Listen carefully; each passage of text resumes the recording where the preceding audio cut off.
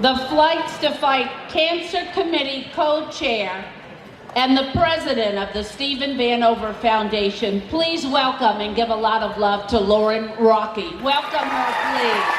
There you go.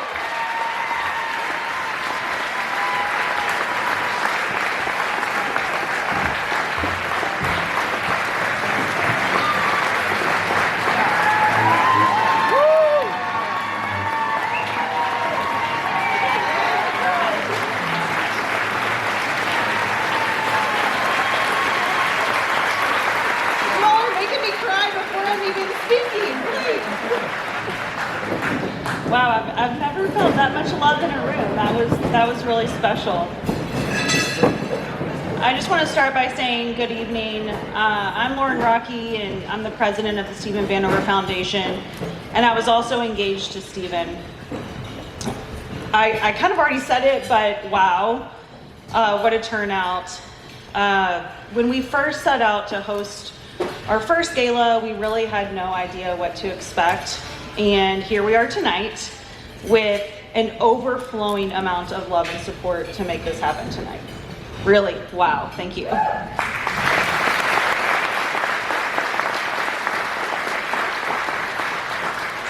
When we started this foundation in 2015, it really was a way to cope with the loss of Stephen and memorialize him through local scholarships. We didn't realize the support that we would receive and the impact that we would have. I mean, our first event, if you would really even call it that, was held at a bar, and we invited all of our friends through text messages.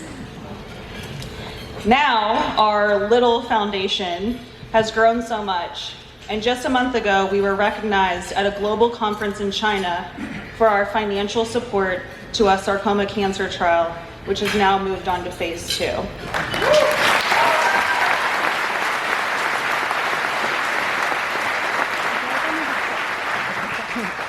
In reviewing our impact, we decided now is the perfect opportunity to engage the community members who have supported us along the way, from our humble beginnings and those who are jumping on board with us, the Flight to Fight Cancer today. In less than a month, on March 12th, we will have lived 5 years without Stephen. 5 years of memories and life events that we didn't get to share with him. Though his light has continued to shine so brightly on us, we still miss him dearly. What we would have given to have any extra amount of time with him. This is why we are holding this event tonight.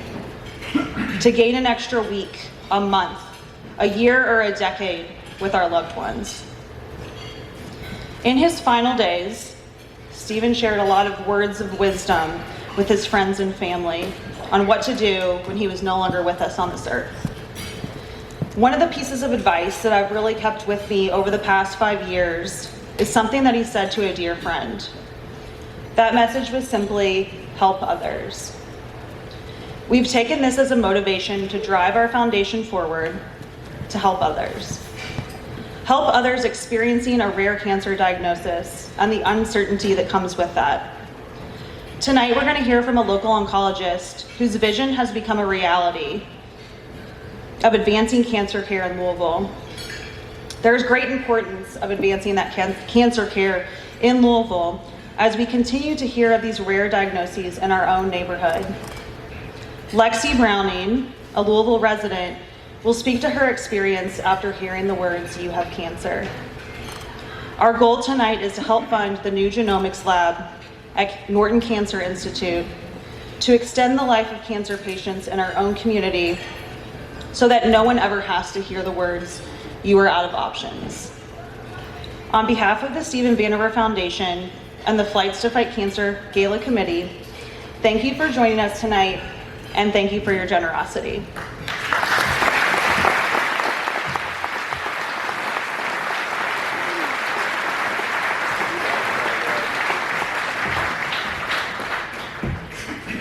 Well, as I said as we started this evening, each one of us has a chance to make a difference, but together we can make a change. And that is exactly what you are doing tonight.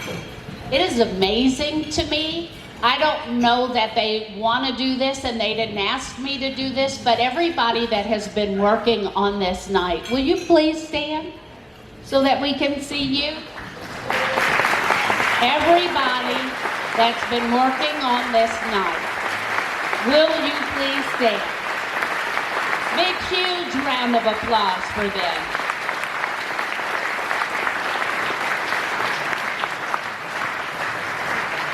I simply ask you to stand just because you've not only worked for Stephen, but for those who have fought cancer, will fight cancer, are fighting cancer, and for that we are grateful. I get the chance to introduce someone who is really a bright spirit and working so hard, and could be a comedian actually, he's pretty funny. He is a doctor with more letters behind his name than the alphabet. He is a wonderful healthcare worker and has been working in this field for over 30 years.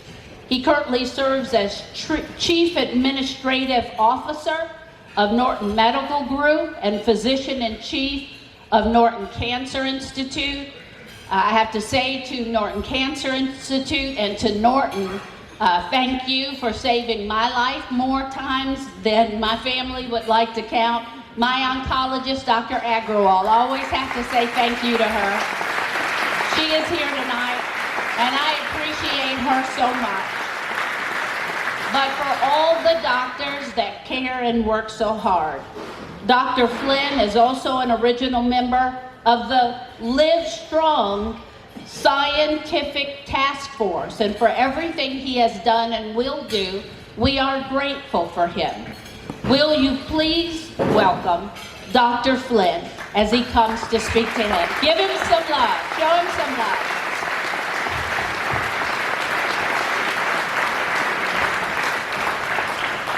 So I've been introduced a lot of times in my life and never said that he's really funny. I don't know how to react, although my patients would say he's not really smart, but he's got a good sense of humor, so I don't know. You can do with that what you want. I'm really honored to be here, humbled. I'm really here representing a big group of people.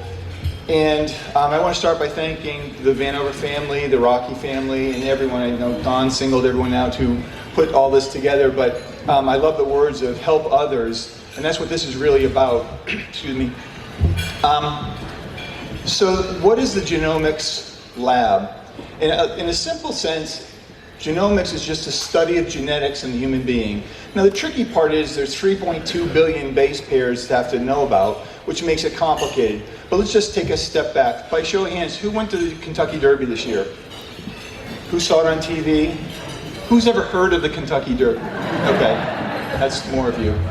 So imagine you bet on Country House. You bet $100, 65 to 1. You held it to your chest and you're all excited. And the race goes on and it's numbered in second place. And then maximum security crosses first. And you take your ticket and you throw it on the ground and you storm off. You're like, oh, that was my chance, 65 to 1. And then they announce, hold on. And everyone's waiting. And you look back and there's a sea of tickets on the ground. And you're like, holy smokes, that's... So now you're thinking, now what do I do about it? And they say, oh, we have a new winner, Country House. And you see $13,000 somewhere in this little white ticket amongst many thousands of them. Well, that's what we deal with when we look at genetics and cancer. We see this sea of tissue, and how do we better identify specific genetic changes?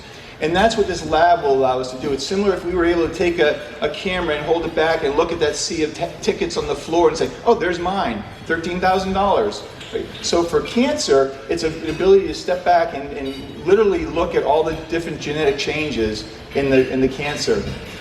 And that allows us to do a lot of things. One is it makes sure we are better at diagnosing the cancer. If you look, Dawn told you I've been in healthcare for many, many decades, and I know I look really young like the people at her table, but who laughed at?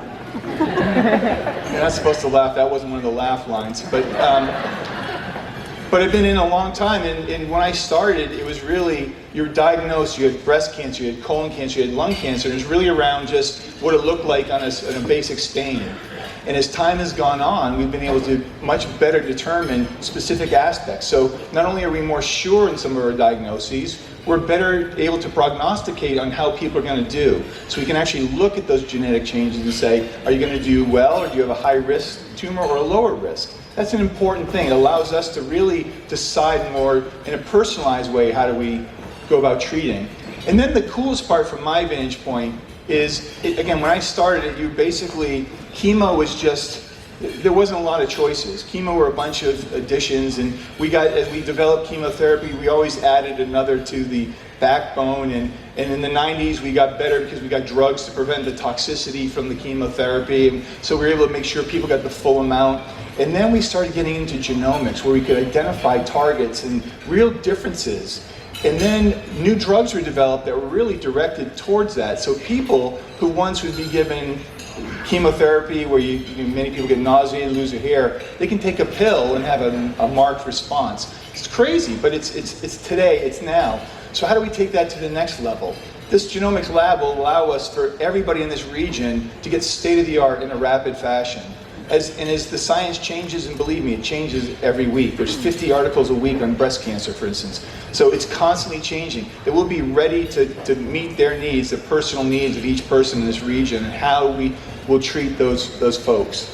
And something that's even more exciting from my vantage point, drugs used to be approved by the FDA by what the organ was impacted. So it was breast cancer. Here's the treatment for breast cancer. Here's the treatment for colon cancer. Here's the treatment for sarcoma.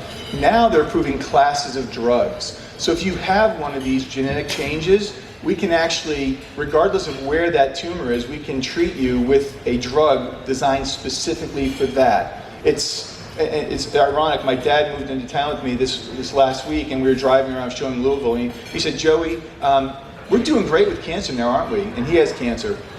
Yes, he still calls me Joey. And I said, yeah, Dad, we're doing amazingly. And I said the line that I said to others before, there's never a good time to get cancer, but there's never been a better time. And because of the generosity of the Vanover Foundation, it's probably the best time in the history of Louisville to be able to be treated in this region for your cancer. So again, on behalf of all our patients, all my colleagues, to the Stephen Vanover Foundation, for all of you for being here, thank you very much. I think it really meets Stephen's words, help others. I think we've done that today, so thank you very much, and I'm humbled for your kindness. Thank you.